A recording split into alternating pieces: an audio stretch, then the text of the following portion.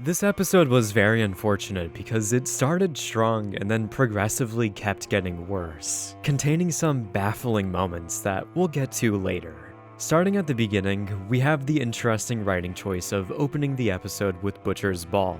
On one hand, I admire the subversion of its placement. No one was expecting this scene to happen so early in the episode, so it definitely makes it more surprising. But on the other hand, big moments such as this feel better as the last scene because they contain the weight of killing a major character, allowing you to sit on and emotionally process this pivotal story moment. Although, this personally doesn't bother me that much because narratively this is supposed to be anticlimactic. So it's kind of apt to not give this the final scene slot. As for the brief action we got, seeing Criston Cole wield the Morningstar was pretty sick, and including the fake dead point from the feast table, but changing it into something else allows there to be some action before the execution. Just when you actually think about it now, what was the point of doing this? They already had them surrounded and dead to rights. So it's kind of questionable throwing out individual soldiers like this to die when you could have mobbed them from the get-go. Now, despite the scene being pretty faithful and overall a great ending for Cole, there is an iconic line from the book that wasn't included here where Pate of Longleaf says, "I'll have no songs about how brave you died, Kingmaker. There's tens of thousands dead on your account." I thought the entire point of the episode prior with Cole bringing up how he wanted to be remembered in song was to pay it off with this line from the book. And you may think, oh, not every line of dialogue for book adaptations are carried over, and that would be fair if Fire and Blood actually had a lot of dialogue. It's pretty sparse, and the occasions when George writes in dialogue, it's essential.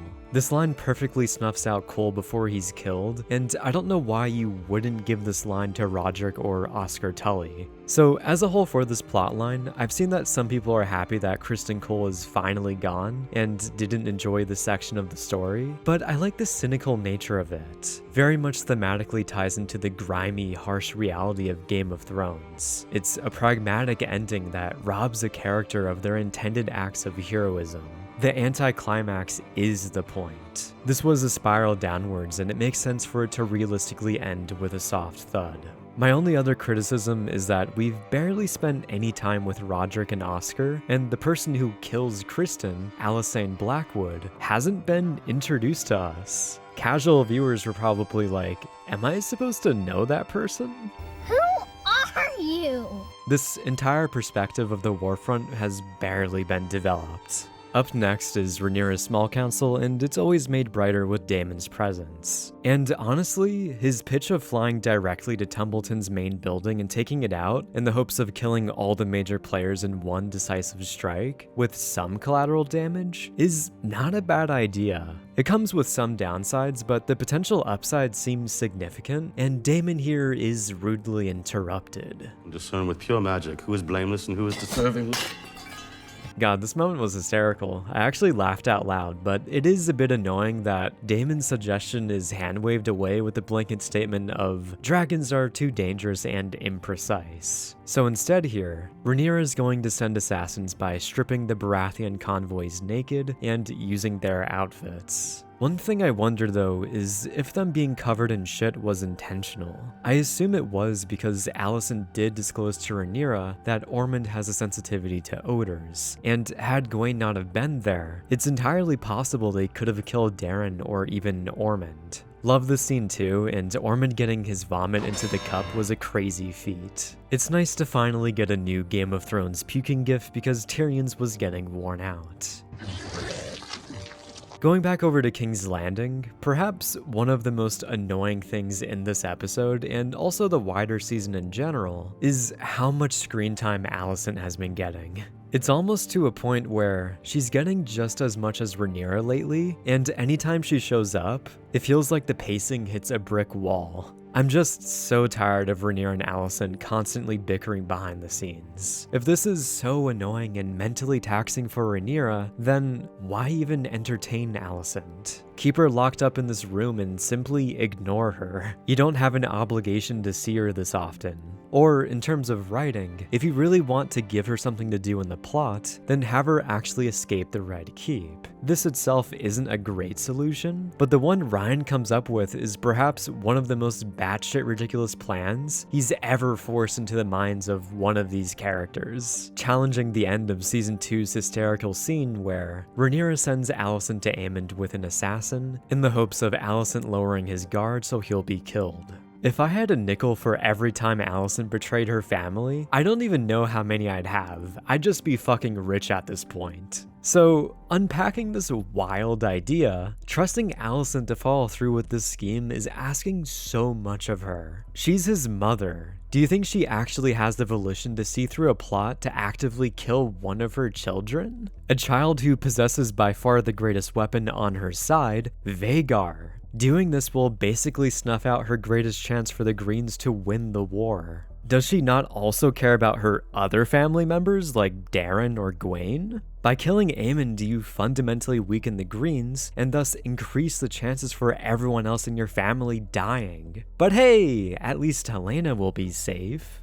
It's just completely and utterly baffling, especially since Rhaenyra could easily just send a squad of 10 soldiers to find Aemond in Harrenhal and kill him. That ironically almost happened last episode with the bounty hunters, and would have been successful if they actually tried to kill him. Why is Rhaenyra assuming that sending some swords to kill Aemond will force him into hiding? That'll only happen if her attempt on his life actively fails. So as a whole, this plot point is a sorry excuse to give Alicent something to do, and it's so clearly going to end in Alicent not killing her child. Rhaenyra has been making mistakes this season, but this one is just on another level and feels very contrived. Really, the only saving grace with Alicent's screen time is Helaena receiving some attention, and that's it. A trick! Also, in terms of pacing, I feel like they should have condensed Rhaenyra's 2 scenes with Alicent into one, which this also highlights a big problem I had with this episode. There are quite a few scenes that don't feel very consequential or should have been cut. Aegon's decision to go to Essos could have easily been made or shifted to last episode. Rhaena's scene with Jane Arryn is redundant. We already know the stakes of what happens if Rhaena is found out, and I don't think this scene is warranted. And Daemon going out into the city dressed as a gold cloak doesn't actually achieve anything in the plot when you think about it. The person he kills will undoubtedly get replaced. That's the entire notion of rebellions in a nutshell. The more you try to quell them, the harder the populace fights back. So originally when watching this, I thought Daemon's goal here would result in some kind of plot that would lead him to their operation,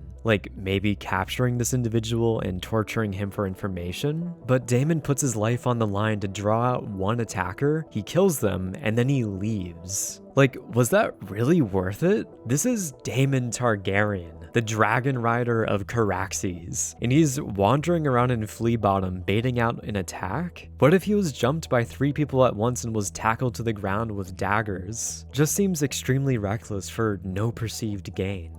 Then after this, he runs into Ulf, which seems like a crazy coincidence considering how big King's Landing is. This is supposed to be Flea Bottom, by the way, a big condensed hodgepodge portion of the city, and the chances of these two physically colliding is frankly surprising. Also, it is a general change from the book that Daemon is shown to have great disdain towards the Dragonseeds. And while having some animosity towards bastards being given nuclear weapons is fair, Daemon still understood the nuance of relations of appeasing these guys. In Fire and Blood, Daemon was the one to propose marrying Hugh to a daughter of House Stokeworth and Ulf to a daughter of House Rosby, making them actual lords and appeasing their aspirations in a way that wasn't crazy like giving them a major castle. Rhaenyra's small council in the book though was very against this, and in the show, it feels very backwards for Daemon to be so overly harsh towards the Dragonseeds. It's a fundamental reversal for his character. Like, Daemon simultaneously understands the nuance and fragility of his Gold Cloak comrades, constantly petitioning Rhaenyra to pay them or else they'll leave, but at the same time is blind to pushing Ulf to a potential breaking point, which could result in alienating him or causing him to do something rash. There's an inherent amount of delicacy that Aemon should recognize here that is present in other scenes. This isn't just as simple as a character change of Daemon being more reckless or hating bastards, because he should be more aware of the internality of these characters. Since we're on the subject of the dragon seeds, Ulf is always a highlight. What's the point in having a dragon if no one's around to see it? This line is a perfect encapsulation of his character. He's a very social guy, and forcing him into the isolation of servitude is crushing. Then for Hugh, he has a pretty daring plot where he pacifies a traitor and uses his disguise to enter the city in the hopes of convincing his wife to leave. Right away, this plot point is very flawed in the sense of, when this knocked out traitor wakes up, he's going to alert the guards that someone stole his wares, and they'd identify his cargo and wagon as entering the city. The farmer would also identify him and give his description. So getting out of the city should be almost impossible, and I really hope he doesn't teleport back to his dragon next episode. But considering that we've already opened the genie's bottle of teleportation, I wouldn't be surprised at this point. Then his dialogue with his wife felt very off. Like, Kat thought he was dead, her brother just died, and she's literally breaking down in front of him sobbing, and he says this. But Kat, I've done it. I claimed a dragon. Vermithor, the Bronze Fury. I've been made a knight. Holy tone deaf. This is your wife, man. You had a child with this person. You care about her so much to the point that you're risking your life to get back to her, and you don't even console her in her time of immense grief? The only way for this to naturally play out is escorting her back home, they cool down, and then he breaks the news that he has a dragon and he wants to escape with her. Instead, the writers make it seem like Hugh is a doofus asshole, when he previously seemed caring and measured. So it feels like the writers only had 2 minutes available for this scene, and decided to cram in crucial character beats that absolutely clash to the detriment of said characters. This is such a big moment in the story for Hugh, show-wise at least, as this obviously doesn't happen in the book, that it doesn't make sense to not give more time here. You have plenty of other things that should have been cut out anyways. This genuinely feels like a rough draft, unless if the writers thought the scene was passable, which would be odd. And then they part ways on bad terms, and it just made this entire scene feel underwhelming from how rushed and undercooked it was.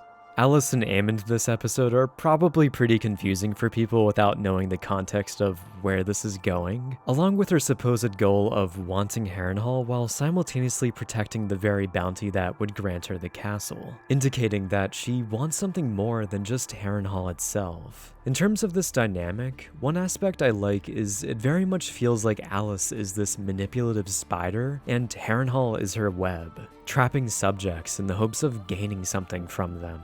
This time around with Aemon, he's a subject that she can actually bend to her will, having a tangible internal weakness, and seeing these two freaks interact with each other is better than other areas of the story currently. Notably, one of those areas would be the romance between Alan and Bela, which came out of nowhere, as if the writers flipped a switch on her back that suddenly made her horny.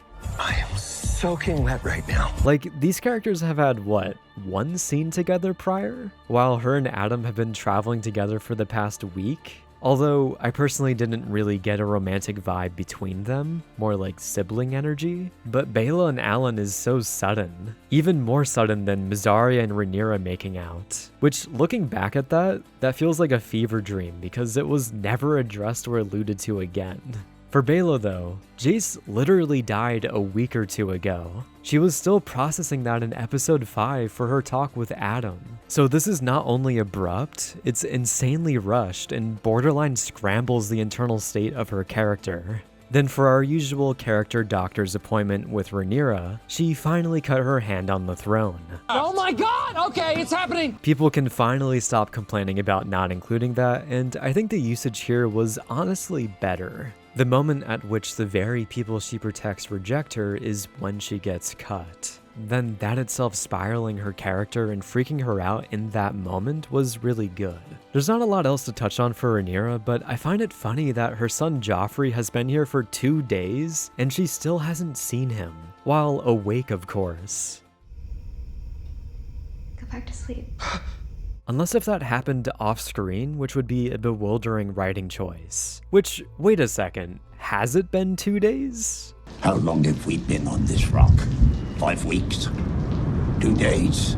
Gawain left Cole in the Riverlands around this location and traveled all the way to Tumbleton, seemingly without a horse unless he got one later. So this journey would definitely take longer than the implied day it's been in the overall narrative.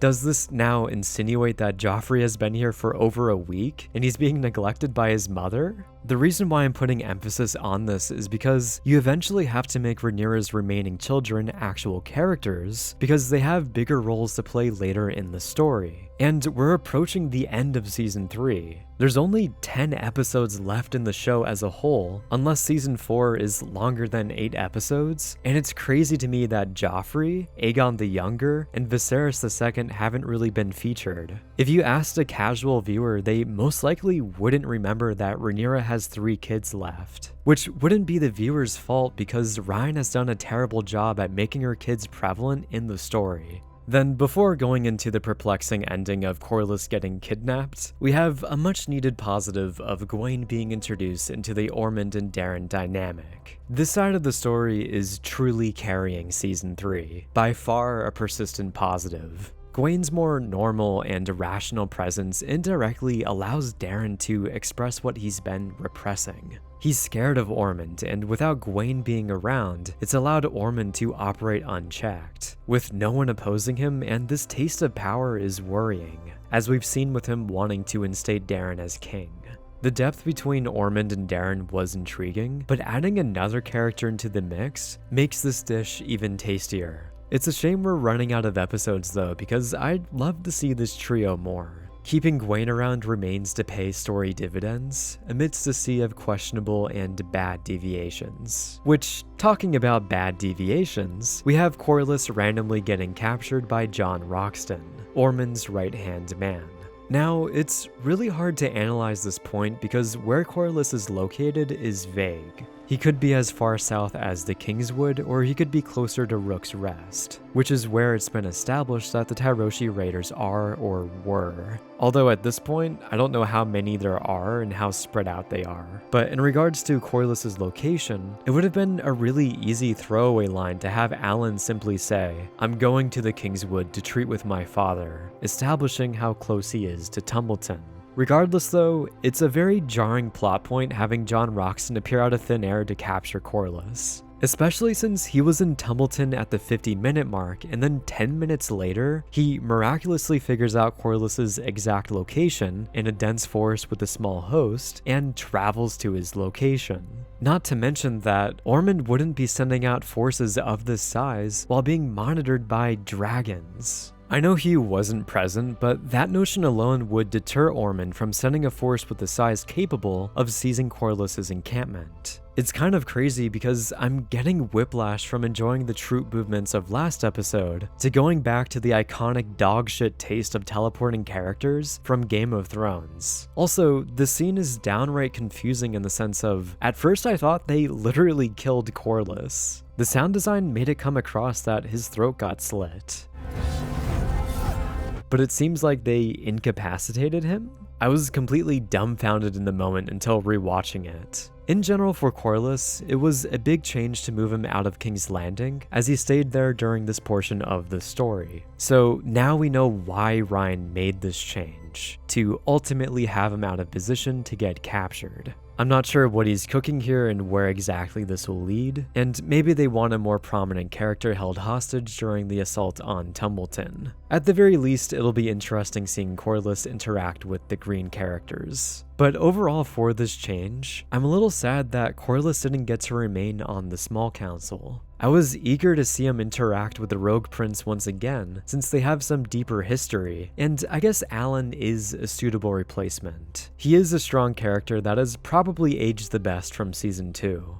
So yeah, unfortunately, I think episode 6 was a pretty big misstep and burned a lot of the goodwill that season 3 was painstakingly building. The entire episode wasn't bad, there's still some distinct good aspects. I'm just a little scared moving forward, especially with throwing Alicent into the Harrenhal plot, as if you're squirting ketchup into a bowl of ramen noodles. Thanks for watching, and my Letterboxd, Discord, and Patreon links are in the description. Thanks to my consistent top patron, Logan Farmer.